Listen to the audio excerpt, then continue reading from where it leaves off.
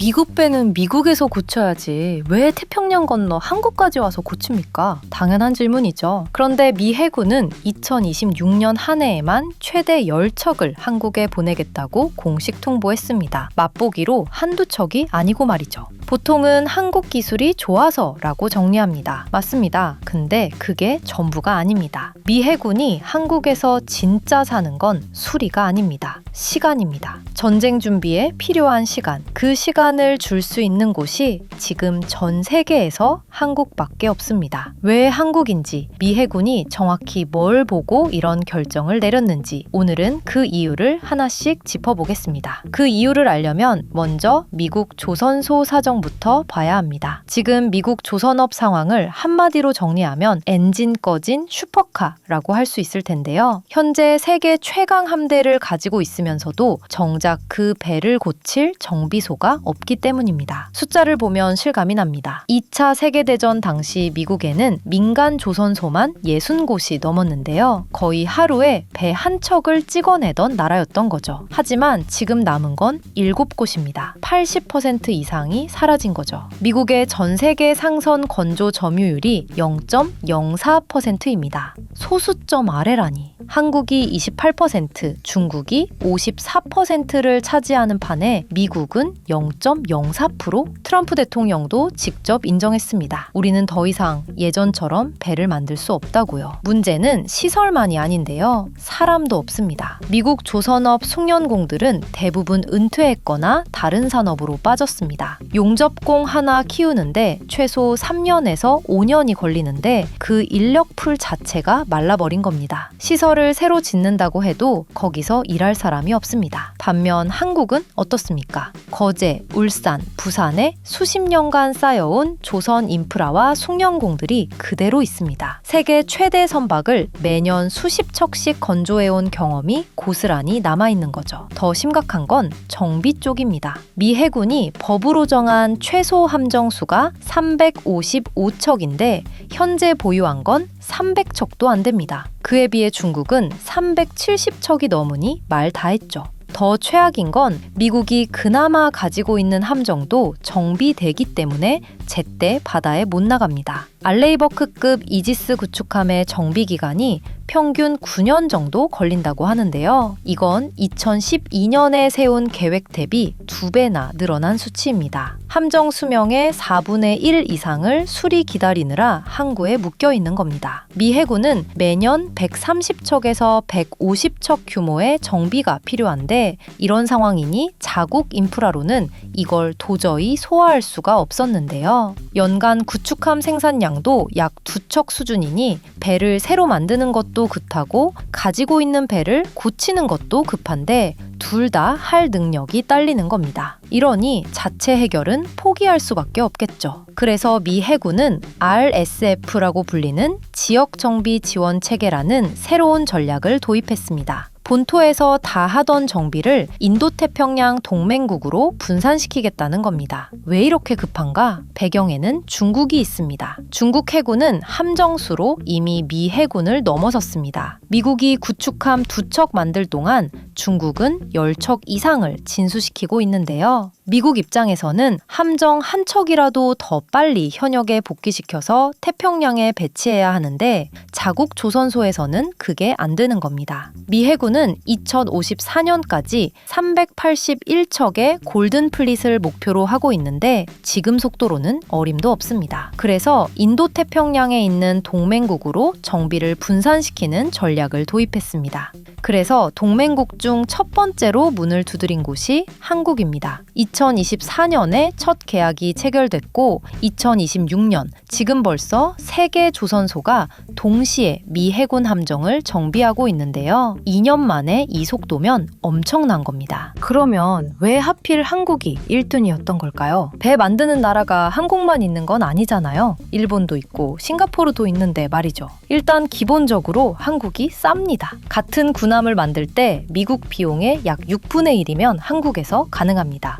건조기간도 미국이 7년 걸릴 것을 한국은 2년이면 끝내니까요. 근데 군은 싼 실패를 제일 싫어합니다. 싸게 맡겼다가 제대로 못 고쳐서 작전 중에 문제가 생기면 그건 돈 문제가 아니라 인명 문제입니다. 그래서 그들이 맡기는 곳을 찾을 때의 핵심은 가격이 아니라 신뢰인 것입니다. 그리고 그 신뢰를 한국 조선소 3곳이 동시에 증명해버렸습니다. 참고로 미 해군한테 MRO를 맡으려면 MSRA라는 함정 정비 협약 인증을 통과해야 합니다. 쉽게 말해 미 해군 실사단이 조선소에 직접 와서 시설, 장비, 보안 체계, 인력 역량을 샅샅이 뒤지는 건데요. 이걸 아무나 통과할 수 있느냐? 전혀요. 그런데 한국 3사는 이걸 전부 통과했습니다. 어떻게? 그 신뢰가 어떻게 만들어졌는지 차차 알려드려 볼게요. 하나오션이 처음 길을 열었습니다. 2024년 거제 조선소에서 미 해군 43,700톤급 군수지원함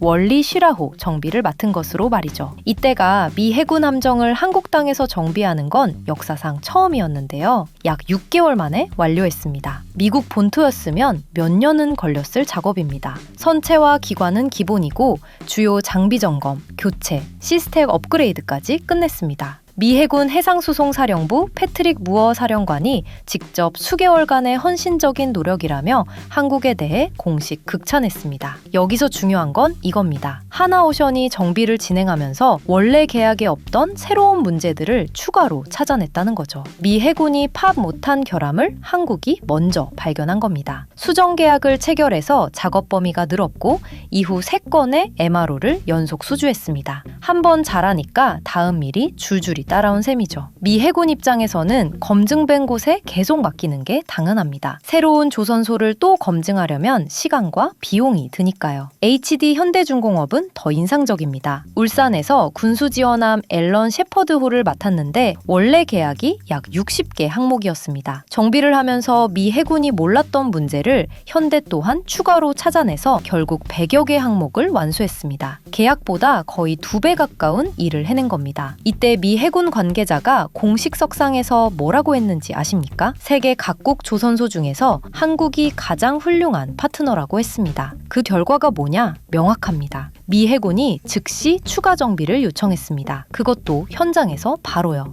3곳 모두에서 같은 일이 벌어진 겁니다. 이건 이제 우연이라고 할 수도 없겠죠. 앨런 셰퍼드호가 2025년 1월에 출항하자마자 미 해군은 바로 다음 배를 보냈습니다. 7함대 소속 4만 1000톤급 세자르 차베스고입니다. 첫 번째 일을 잘해야 두 번째 일이 온다는 걸 실전으로 보여준 겁니다. 2026년 3월 인도 예정으로 지금 울산에서 100여 개 항목을 정밀 정비하고 있습니다. 일본이나 싱가포르도 후보로 거론되지만 한국처럼 미 해군과 실제 계약을 맺고 까다로운 현장 실사를 통과하고 정비 후 추가 작업 요청까지 이어진 공개 사례는 찾기 어렵습니다. 기술에, 보안에, 납기에, 동맹 신뢰까지 4가지를 동시에 증명한 나라가 한국입니다. 심지어 일회성 거래가 아니라 장기 파트너십으로 넘어간 겁니다. 이건 미 해군이 한국을 일시적으로 쓰고 버릴 곳이 아니라 지속적으로 함께 갈 파트너로 인정했다는 의미입니다. 배 한 척 잘 고친 거 가지고 유난이다 이렇게 생각하실 수도 있습니다. 근데 이게 단순히 정비 이야기로 끝나지 않습니다. 숫자로 보면 더 놀랍습니다. 미 해군 MRO 시장이 연간 약 20조 원 규모입니다. 미 의회 예산처 보고서에 따르면 2030년에는 연간 80조에서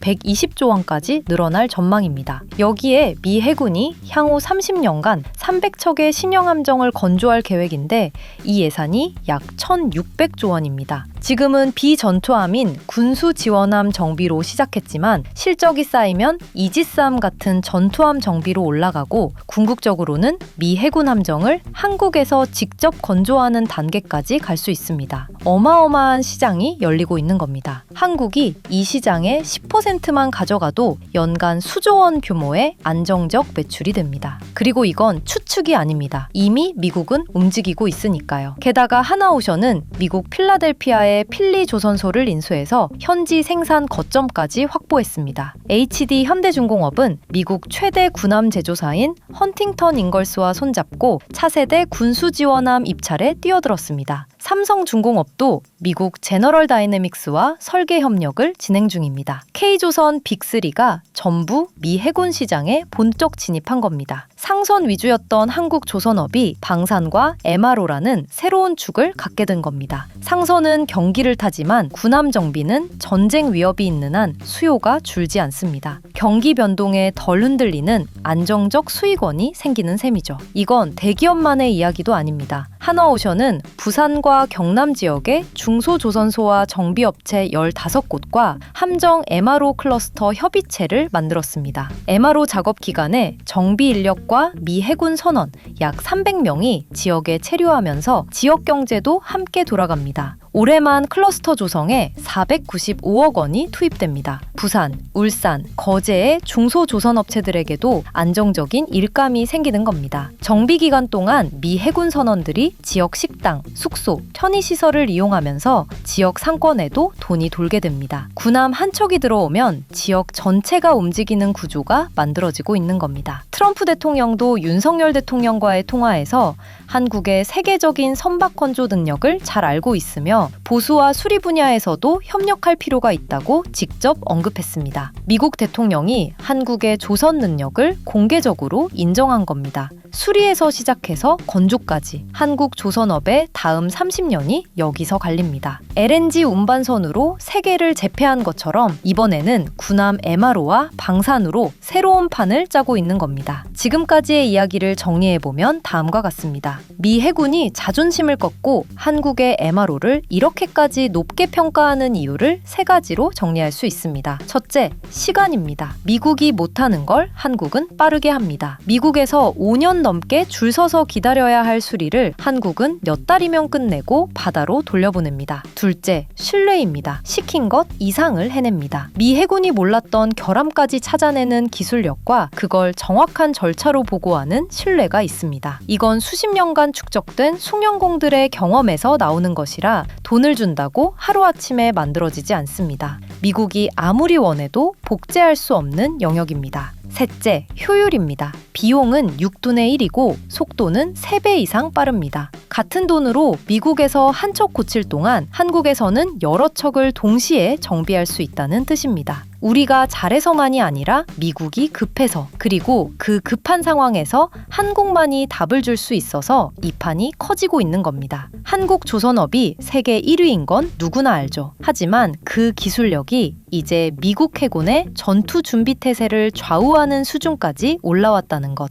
이건 단순한 수주 소식이 아닙니다. 미국이 태평양에서 중국 해군과 맞서려면 한국의 조선 능력 없이는 전투 준비 자체가 안 된다는 뜻입니다. 바꿔 말하면 한국이 미국에 필요한 나라가 된 겁니다. 경제뿐 아니라 안보에서도요. 반도체로 시작해서 배터리, 방산, 그리고 이제 조선 MRO까지 대한민국은 점점 미국에게 없어서는 안 되는 나라가 되어가고 있습니다. 정말 웃기게도 우리가 의도한 게 아니라는 거죠. 앞으로도 이와 같은 자주국방을 위한 내용 계속 추적하고 다뤄보고자 하니 다음 영상에서 또 찾아뵙겠습니다.